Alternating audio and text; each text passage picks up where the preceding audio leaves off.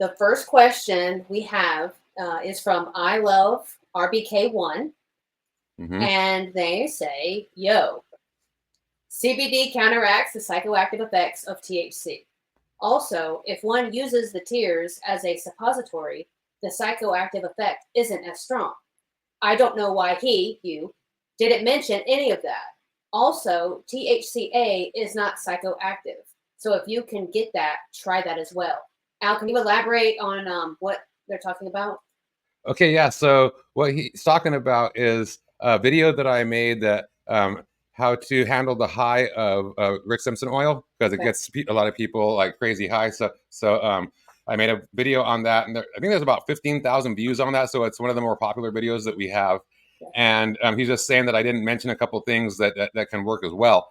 So like CBD can counteract the effects of the psychoactive effects of the THC high from the Rick Simpson oil. And we have found that to be true. That's one of the things how we started using CBD in the first place. So we discovered all the benefits from it, from actually initially using it to counteract the high from the Rick Simpson oil, which is so like an accidental way that we found the benefits for CBD. But to counteract the high, it's basically about 30 milligrams upwards to about 100 milligrams of CBD, and it can be pure crystalline CBD or the full spectrum. Pure crystalline CBD works super awesome.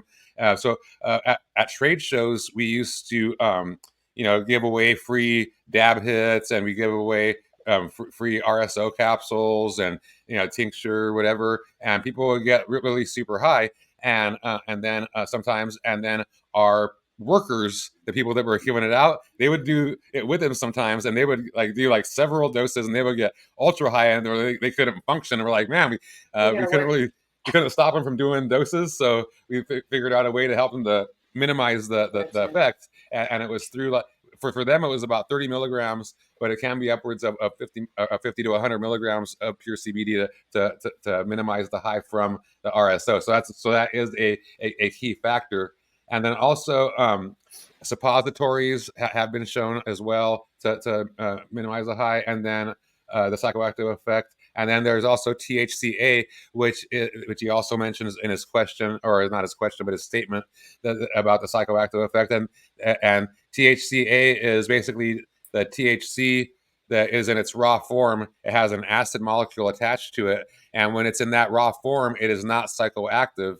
And so if you just do the raw THCA without it being what they call decarboxylated and put into its psychoactive form, then you won't get high taking that either. And there are a ton of benefits to it. And they say, and I've even seen it myself, just through anecdotal observation, seeing it through people. In other words, through clients, that the pain relieving effects are greater with THCA than there are with delta 9 THC, which is the psychoactive form.